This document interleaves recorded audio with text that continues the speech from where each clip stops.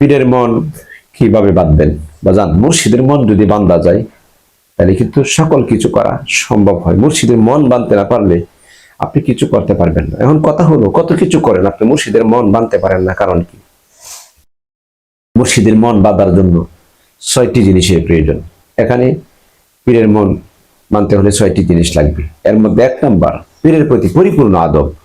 মুর্শিদ কিন্তু সব বুঝে, সব জানে আপনি কোন ধরনের প্রেমিক, আপনি কোন ধরনের মুরিদ, আপনি কতটুকু পীরের সামনে যায়। অনেক দেখবেন অনেক পীরের দরবারে গেলে মুরিদান বহুত আছে, জীবন দেলতাছে পীরের জন্য, কিন্তু অন্যরা কদম বসি করছে, হ্যাঁ কদম বসির কাছেও নাই, করেই না। এমনি মুর্শিদের কোনোদিন কদম বসি করতে রাজি না, দরবারের জন্য জীবন দেলতাছে, মুখ দিয়ে জীবন দেলতাছে, সব দেলাইতেছে আর কাবলাইতেছে, তাড়াতাড়ি করতেছে, কোন সময় কিভাবে এবার জানি, এটি কিভাবে করবো, এটি কিভাবে করতে হয়, এই জিনিসটা কি, এই জিনিসটা কি, এইটা কি। এটি গ্রামের ভাষায় কয় ফাতা ছাগল। এই ফাতা ছাগলের দ্বারা কোশ্চিনকালেও কোনো দরবারের উপকার হবে না, এবং তরিকতের দিকে সে কোনোদিন উন্নতি হয়ে আগাইতে পারবে না, এবং নিজের জন্য সে নিজে উপকার কোনো কিছু করতে পারবে না। কারণ হ্যাঁ, ফাতা ছাগল কাবলাইতেছে, তাড়াহুড়া করতেছে। এটা কাবলারি বা তাড়াহুড়ার কোনো বিষয় না। এর কাছে আমিত্ব অহংকারই গেছে না, অন্যের দেখা দেখিও তো করতে পারে যে কদম বসিটা করি। পীরের কদম হাজরে আসওয়াদ, এখানে কদম বসি করলে সগীরা গুনাহ মাফ হয়ে যায়, সুবহানাল্লাহ। কিন্তু ব্যাককল বোঝে না, বুঝাও বোঝে না, অহংকার আমিত্ব এটা তা বুঝতে পারছে না। মুর্শিদ কিন্তু সব বুঝে। কিছু কিছু ভক্তদেরকে মুর্শিদ ইশারা দিয়ে বলে আপনার পরিপূর্ণ আদব আছে, যে আদব আপনার লগে যারা আসে চলাফেরা করে তারাও আপনার মতোই পরিপূর্ণ আদব। এটা যদি আপনি আদববান হন তাইলে মুর্শিদ বলবে, আদববান না হইলে কিন্তু আমি বুঝে নিতে যে মুর্শিদ আমার হয়তো শিক্ষার জন্য বলতে, আপনি তার মানবে না। তারপরে 2 নাম্বার যেটা, পীর মুর্শিদকে পরিপূর্ণ ভালোবাসা। আপনি কতটুকু ভালোবাসেন গুরু এবং মুর্শিদ ভালো রকম জানে। আপনি কয় নাম্বার মুরিদ এটা মুর্শিদ জানে, যে কতটুকু যে ভালোবাসছেন আপনি, আসলে অন্তর থেকে ভালোবাসেন না মুখ দিয়ে ভালোবাসেন শুধু খালি, এটা আপনি জানেন, আর কেউ জানে না। 3 নাম্বার, মুর্শিদের দুঃখের সময় পাশে থাকবেন। হ্যাঁ, কঠিন একটা মুহূর্ত, আমি শুকরিয়া, আমার দুর্দিনের সময়, আমার কথা বলছি, আমার দুর্দিনের সময়, বিপদের সময় আমার অনেক ভক্ত আমার পাশে ছিলেন। আমার পাশে ছিলেন, যাদেরকে আমি বলতে পারি না বা বলতে পারবো না। অত্যন্ত একটা দুঃখের সময় আমার, যখন আমার কিছু ছিল না, আমি যখন অসহায়, যখন আমি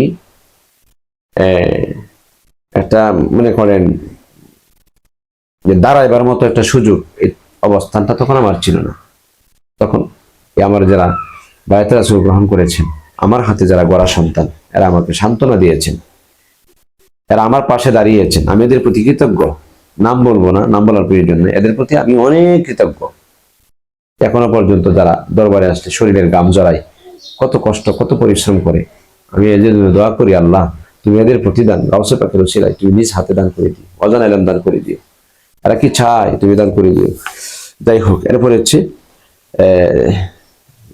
4 নাম্বার, মুর্শিদের দরবারের খবর রাখবেন। হ্যাঁ, আপনি যে জায়গায় থাকেন না কেন, করেন না আপনি বিদেশ প্রবাস, চাকরি বাকরি, মুর্শিদের দরবারের খবর নেবে, বাজান দরবারের কি অবস্থা, কি কি প্রয়োজন, কি দরকার, দেখবেন মুর্শিদ আপনি না দেন খবরটা নিছেন, অত্যন্ত হয়তো মুর্শিদ আপনাকে বলবে না, কিন্তু দয়াল আপনার প্রতি অনেক কৃতজ্ঞ বা খুশি হয়ে যাবে। 5 নাম্বার যেটা, সাধনার জগতে যাওয়ার মুর্শিদের সাথে চেষ্টা করবেন, মুর্শিদের কাছে চেষ্টা করবেন, কাকুতি মিনতি করবেন দয়ালের কাছে সাধনার জগতে যাওয়ার জন্য, তাহলে আপনাকে বুঝবে যে কত নাম্বার। কিন্তু পরিপূর্ণ আদব যাতে থাকে।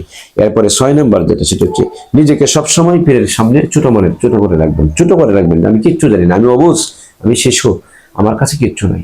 এইভাবে যদি আপনি রাখতে পারেন 6টা জিনিস, তাহলে পীরের মন রাখতে পারবেন। আর মুর্শিদের মন যদি আপনি বাঁধতে পারেন, দেখবেন আপনি কামিয়াবি হয়ে গেছেন, কামেল। কারণ আল্লাহ যদি আপনার প্রতি রাজি হয়ে যায়, আর কিচ্ছু দরকার নাই। মুর্শিদ যদি আপনার প্রতি রাজি হয়ে যায়, এই জগৎ আর কিচ্ছু লাগবে না। সুপ্রিয় দর্শক, শাহ মদিনা দরবারের পক্ষ থেকে কয়েকটি খেদমত দেওয়া হচ্ছে। শরীরে অ্যালার্জি এবং দাউদ এবং শরীরের মাধ্যমে ব্যথাজনিত যে কোনো ধরনের ব্যথা এবং গ্যাস্ট্রিক, আহারে গ্যাস্ট্রিকের জন্য মানুষ, অনেক বৃদ্ধ মহিলারা, বৃদ্ধ বাবারা খুব কষ্ট করছে। এটার জন্য একটা ঔষধ আছে, এটা সেবন করলে আমি নিজে করেছি, আলহামদুলিল্লাহ, শুকরিয়া কৃতজ্ঞ। আর কোনো ওষুধের ফার্মেসির কোনো ওষুধ বা ট্যাবলেট খেতে হয় না, এটা সেবন করবেন। মহিলাদের সাদা স্রাব যায় এবং শিশু বাচ্চারা কান্নাকাটি করে, এবং বাচ্চারা স্কুলে যেতে চায় না, মাদ্রাসায় পড়ে না, মা বাবার কথাবার্তা শুনতে চায় না। এই জন্য একটা একটা আতরের শিশির মতো একটা এই ওষুধ আছে, নাকে দিয়ে 3 বার নিতে হয়। আলহামদুলিল্লাহ অনেক উপকৃত, এবং জিন জাদুর আসর করলে বিভিন্ন এভরিথিং, যত ধরনের ডায়াবেটিস নিয়ন্ত্রণ রাখার, আপনাদের মেয়েদের অনেক সময় প্রায় বাচ্চা কাচ্চা হয় না, যে কোনো ধরনের শাহ আহমদের দরবারের পক্ষ থেকে এটার তদবির এবং তাবির করা হয়। আপনারা স্ক্রিনে দেওয়া নাম্বারে যোগাযোগ রাখবেন। শাহ আহমদের দরবার শরীফ 24 ঘন্টা খোলা আছে। এই জন্য একটা শান বলছি বাজান, আমি কেঁদেয়া বান্দিব তোমার মন, আমি কেঁদেয়া রাখিব তোমার মন, তোমায় দেখলে বাসি নইলে মরি, তোমার চাঁদ বদন প্রাণ মুর্শিদিরে, আমি কেঁদেয়া বান্দিব তোমার মন, আমি কেঁদেয়া রাখিব তোমার মন। আর কিছু চাই না গো বাজান, চাই গো তোমারে চরণ দাসী করে বাজান, রাইকো আমায় কুলে বাজান, চিরদাসী করে আমায় চাই না নাও না খুলে, প্রাণের মুর্শিদিরে আমি কি দিয়া বান্দিব তোমার মন। মুর্শিদের মন বাঁধার চেষ্টা করবেন, পীর মুর্শিদ ছাড়া আল্লাহ রাসূল পাবেন না বাজার, যত কিছুই করেন না কেন। আমি এটাই বলবো শেষের আলোচনায়, যে আপনারা অতি পীর মুর্শিদ গ্রহণ করুন। হাজার হাজার মানুষ দেখা লাভ নাই, পাগল হয়েন না বাজান। কামেল মুর্শিদ আপনাকে কি দিল, আপনি কি পাইলেন, তার কাছে যা সমর্পণ করেন। আপনার বাড়ি বহু দূরে থাকুক, বাংলাদেশের ভিতরে যে কোনো জায়গায় হইলেই হয়েছে, দূরের চিন্তা করেন না। আল্লাহ রাসূলকে পাইতে হলে এবার একটু কষ্ট করা লাগবে। আপনার আগের জামানায় হাইটে হাইটে যাইতো, কত কষ্ট, দিন রাত 24 ঘন্টা নারী পুরুষেরা কত কষ্ট করছে। আর এখন যাতায়াতের সুবিধা, কত সুবিধা বাজান।